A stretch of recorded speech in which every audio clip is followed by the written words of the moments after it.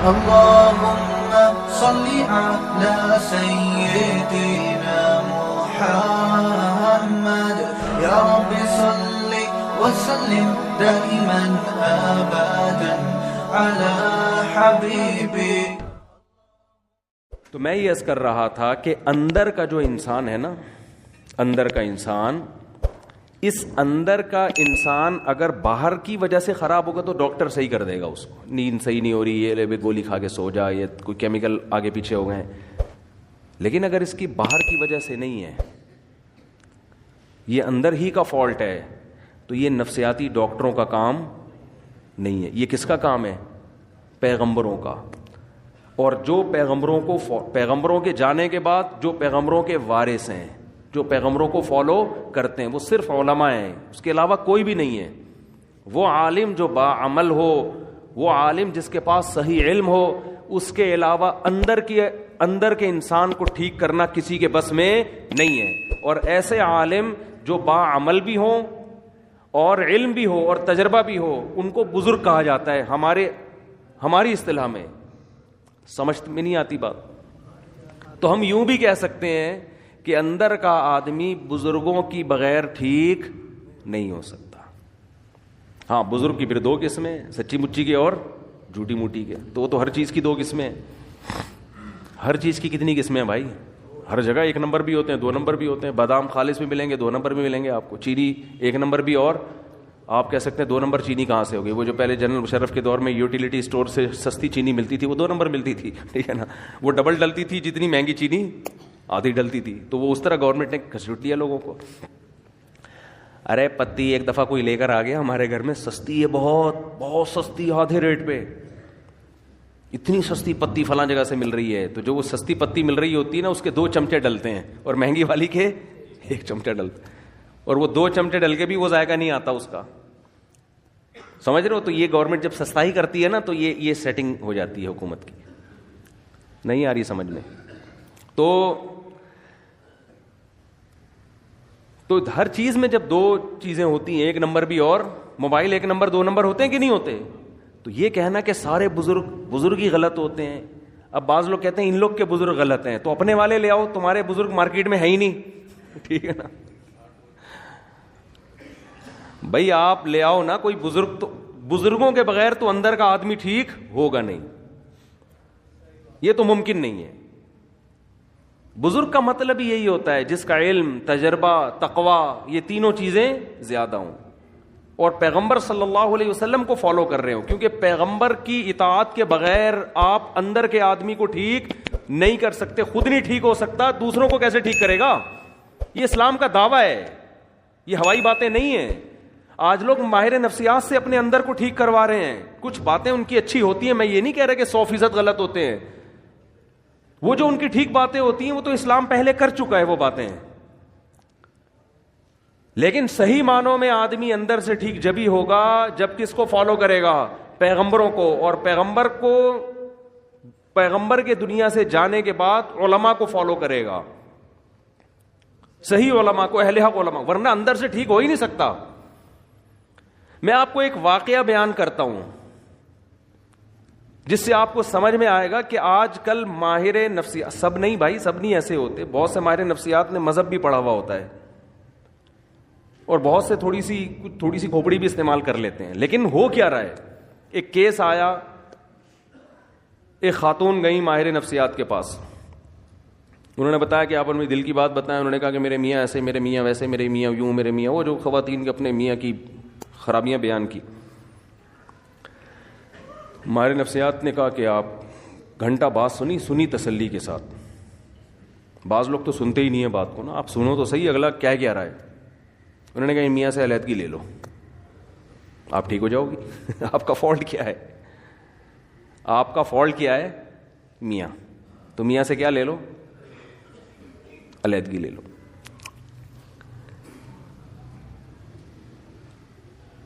میاں کے بارے میں سب سے پہلے تو یہ پوچھنا چاہیے کہ آپ کو ان سے چڑ کیوں ہے، اس میں خرابی کیا ہے. سمجھ رہے ہیں؟ میاں سے کے بارے میں پوچھا گیا کیا خرابی ہے؟ نان نفقہ دیتا ہے؟ ہاں جی نان نفقہ بولو دیتا ہے. میاں جو بھی میاں بیوی کے ازدواجی تعلقات ہوتے ہیں بعض دفعہ وہ نہیں ہوتے 2-2 3-3 سال سے، تو عورت ڈپریشن میں جاتی ہے. وہ ہوتے ہیں، ہاں جی وہ بھی بھرپور ہو رہے ہیں. جوائنٹ فیملی میں رکھا ہوا ہے میاں نے ساس بہو، نہیں جی ساس کا کوئی چکر نہیں ہے، الگ گھر لے کے دیا ہوا ہے. میاں آتے کتنی دفعہ جی اتنا ٹائم میاں مجھے دیتے ہیں. کھوپڑی تھوڑی سی استعمال کرنی چاہیے. یہ سب باتیں جب کر لی ہیں تو اب آپ اس خاتون کو سمجھائیں کہ محترمہ فالٹ میاں میں نہیں ہے، فالٹ کس میں ہے؟ بولو آپ. وہ کہہ رہی ہے اسے طلاق لے کے نا جاب کرو. کیا کرو؟ جاب کرو. آپ ازدواجی زندگی اختیار نہ لے کے چلو. یہ میں زیادہ ڈیٹیل میں نہیں جاؤں گا اس میں نا، کیونکہ پھر بعض لوگ سمجھ جاتے ہیں کس کی بات ہو رہی ہے. میں زیادہ ڈیٹیل میں نہیں جاؤں گا، میں کھل کے بات کر نہیں پا رہا. جزوی واقعات ہوتے ہیں نا لوگوں کے. یہ ایک واقعہ ہوتا نا تو ہم کہتے ہیں کہ یہ جو ہے ماہر نفسیات سے غلطی ہو گئی ہے. یہ بہت زیادہ واقعات ہیں. ہمارے ہاں اکثر ماہر نفسیات مذہب سے بالکل فارغ ہیں. اس خاتون کو یہ حل بتایا جا رہا ہے کہ ڈیورس لو اور جاب کرو. یہ نہیں پتا کہ یہ جب ڈیورس لے گی ایسے میاں سے جس میں کوئی فالٹ، کوئی بڑا فالٹ نہیں ہے، کیونکہ میں بھی جانتا ہوں ان کی حالات کو، کوئی بڑا فالٹ نہیں ہے. تو جب یہ ڈیورس لے کے جاب کر کے، عورت کی ضرورت صرف جاب تھوڑی ہے، اور طلاق یافتہ عورت نکاح کس سے کرے گی؟ ہمارے ہاں بعض ڈاکٹروں کو اس سے کوئی غرض نہیں ہے. وہ کہیں گے کیا ضرورت ہے ان سب چیزوں کی. زنا کو پیشہ بنا سکتی ہے ایک عورت، زنا کی طرف مائل ہو سکتی ہے ایک عورت. تو ایسے الٹے مشورے، ایسے الٹے مشورے. ہونا یہ چاہیے کہ عورت کو یہ سمجھایا جائے کہ بیوی شوہر کا اتنا بڑا حق اللہ نے رکھا ہے کہ اگر کسی کو سجدے کا حکم ہوتا تو عورت کو حکم ہوتا کس کو سجدہ کرے؟ شوہر کو. وہ جو بار بار زوجہ کے پاس آ رہا ہے نا، تو اس کو بھی تعبیر کیا شہوت پرست ہے. یہ بھی تو کہا جا سکتا ہے کہ اس کو تم سے محبت اتنی ہے کہ تمہارے بغیر رہ نہیں سکتا، لیکن اس کو تعبیر کیا جا رہا ہے کہ شہوت پرست. اپنی خواہش پوری کرنے کے لیے رکھا ہوا ہے اس نے. ہر چیز کو کہاں لے کے جانا؟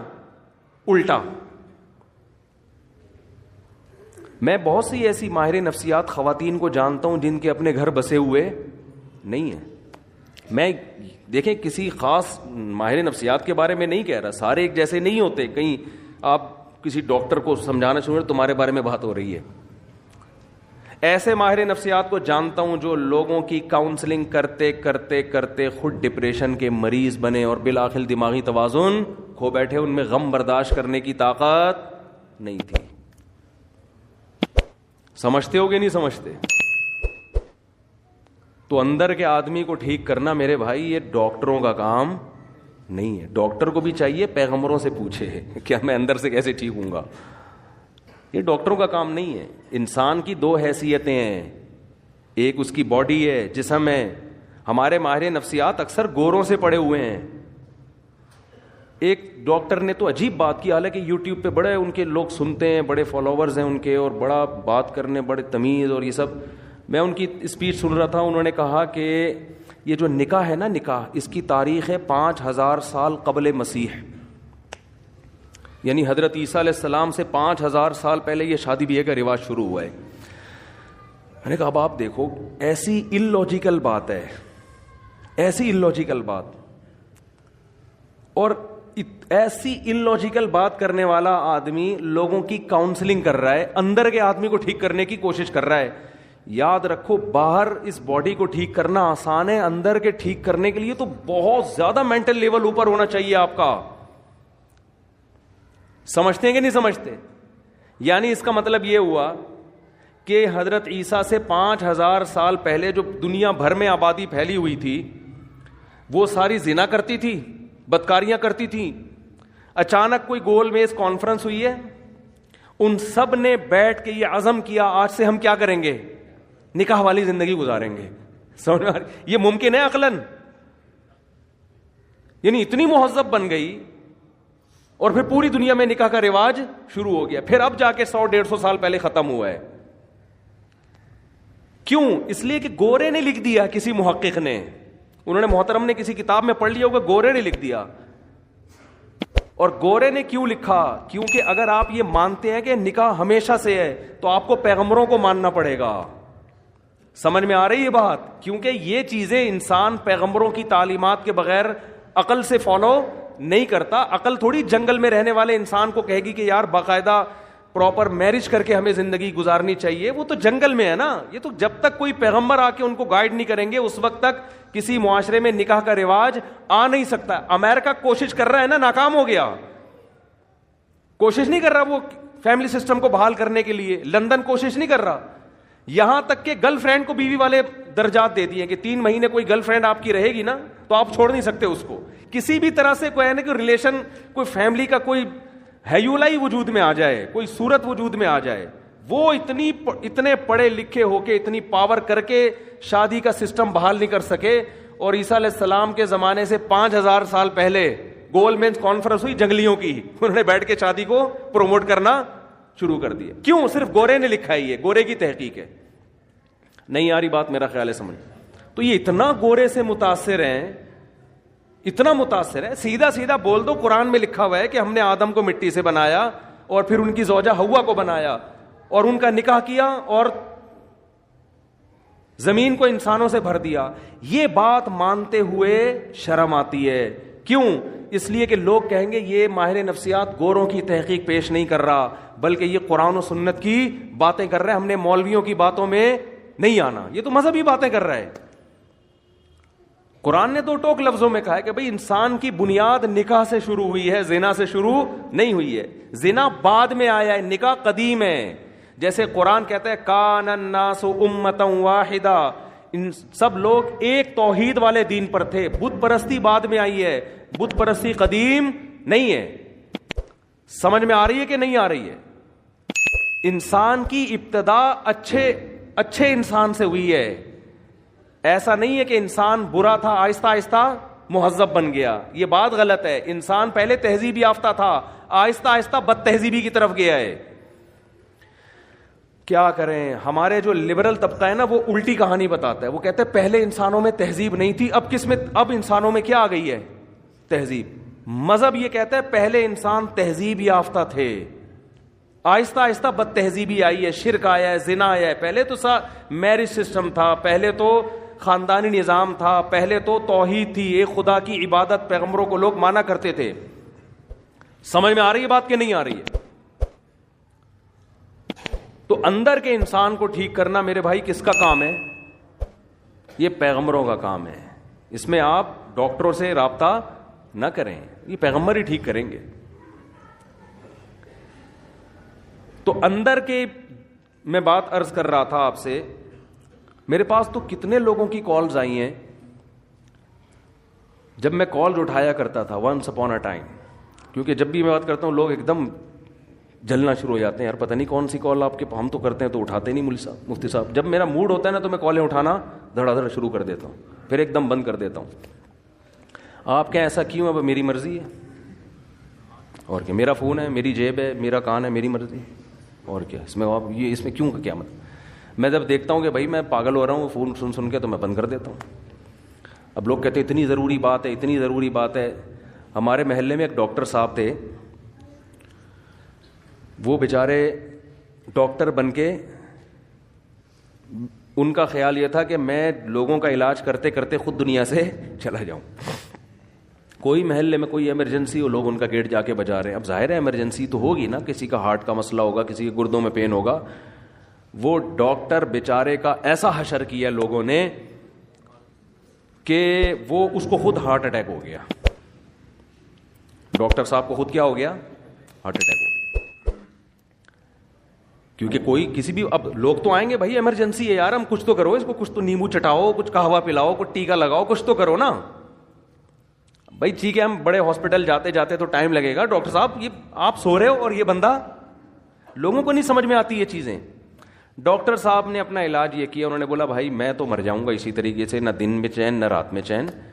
وہ رات کو نیند کی گولی کھا کے سوتے تھے, اور گیٹ کے سب سے کونے والے بالکل دوسری طرف جہاں آواز ہی نہ آئے, بیل بھی رات کو بند کر دیتے تھے. ایک دن کوئی محلے میں ایمرجنسی ہوئی, کسی کو اٹیک ہوا, کیا ہوا, جا کے دروازہ بجایا ڈاکٹر صاحب کا, گیٹ تھا لوہے کا, دھاڑ دھاڑ دھاڑ, ڈاکٹر جوں بھی نہیں رینگ رہی ان کے نا, پھر پتھر اٹھا کے مارنا شروع کیے لوگوں نے, ابے کھول, بندہ مر رہا ہے, وہ پڑے ہوئے سو رہے ہیں. وہ اپنا فجر کی نماز کے پابند تھے, اٹھ کے آئے تھے بہت اچھے, اپنی والدہ کی خدمت کی وجہ سے امریکہ کا انہوں نے ویزا مسترد کر دیا. امریکہ ان کو جاب مل رہی تھی, بہت اچھے. انہوں نے کہا میری ماں کی خدمت کرنے والا کوئی بھی نہیں ہے. تو یہ نہیں کہ اولڈ ہاؤس میں عیدی سینٹر میں جمع کرا کے اماں کو نکل جاؤ. انہوں نے کہا نہیں میں نہیں جاؤں گا. اچھے آدمی تھے. سب سے پہلے تو اپنی ماں ہے نا. تو مجھے وہ منظر یاد ہے, پتھر مار رہے ہیں, تاڑ تاڑ تاڑ. میں نے کہا اتنے بم دھماکے, تو پوری محلہ نکل آتا تھا, وہ نہیں اٹھتے تھے. وہ اپنا آرام سے فجر کے بعد اٹھ کے آتے, نماز پڑھتے. کیا ہوا کہ ان کو کوئی غرض ہی نہیں اس سے. وہ کہتے بھائی میں خود ہارٹ پیشنٹ بن چکا ہوں, ایسے تو ہر دوسرے دن کوئی آئے گا, کبھی کسی کا کوئی ایمرجنسی. ایک خدمت کا بھی ایک اصول ہے نا, ایک طریقہ ہے, اس طریقے سے ہوگی. لوگ کہتے ہیں ہم کس سے مسئلہ پوچھیں, آپ اگر اتنی ایمرجنسی میں فون نہیں اٹھاؤ گے تو بھائی میں اکیلا پوری دنیا میں مفتی نہیں ہوں. آپ بنوری ٹاؤن فون کرو, آپ جامعہ فاروقیہ فون کرو, گوگل پہ سرچ کرو, بنوری ٹاؤن کا نمبر آئے گا, جامعہ الرشید کا نمبر آئے گا, دارالعلوم کرنگی کا نمبر آئے گا, آپ پنجاب میں ہو تو جامعہ اشرفیہ کا نمبر آئے گا. یہ سارے دین کے ادارے ہیں, آپ کو شرعی مسائل بولو بتائیں گے, تو آپ کو بتائیں گے, یہ گائیڈ کریں گے. تو ہر وقت نہیں اٹھایا جا سکتا فون. جب میں سمجھتا ہوں بالکل وہ پرانا جو دماغ یعنی فریش ہو گیا ہے نا, پھر میں فون اٹھانا شروع کر دیتا ہوں. ہو سکتا ہے بھائی کوئی بیچارہ واقعی. تو یہ اسٹائل ہے ہمارا. آپ کہہ سکتے ہیں ٹائم متعین کرتے, وہ کر کے دیکھا وہ بھی نہیں بن پا رہا. اس میں پھر لوگوں, مجھے کوئی ایمرجنسی کام پڑتا ہے تو لوگوں کو پھر فون نہیں اٹھا پاتا. خیر, تو اور بار بار یہ بات عرض کر رہا ہوں, اب بھی لوگ میرے پاس آ کے مسلط ہو جاتے ہیں کہ ہمیں رشتہ بتائیں, رشتہ بتائیں, رشتہ بتائیں. میں نہیں بتاتا رشتہ, میں مارنا پیٹنا شروع کر دوں گا. مذاق نہیں کر رہا میں.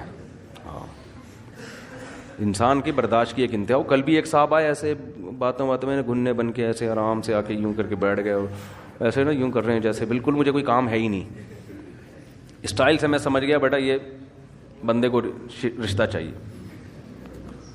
تو میں نے کہا میں کام کر رہا ہوں اپنا, مصروف تھا میں نا آفس میں. انہوں نے کہا آپ کرتے نا, میں آرام سے بیٹھا ہوں یہاں پہ.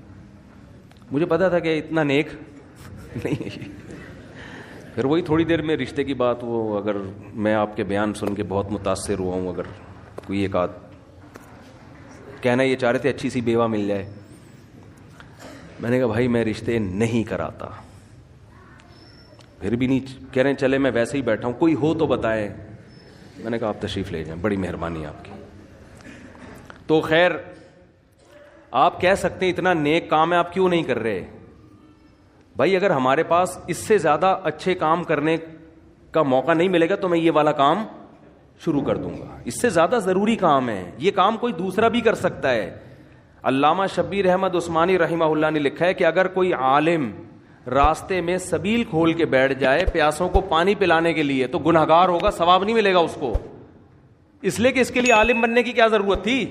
کبھی کسی ڈاکٹر کو دیکھا کلینک بند کر کے لوگوں کو مٹکے لے کے پانی پلا رہا ہو, آ جا بھائی فری میں شربت پلا رہا ہو. کبھی کسی ڈاکٹر کو دیکھا آپ نے, یا کلینک بند کر کے رشتوں کی دکان کھول کے بیٹھا ہوا ہو.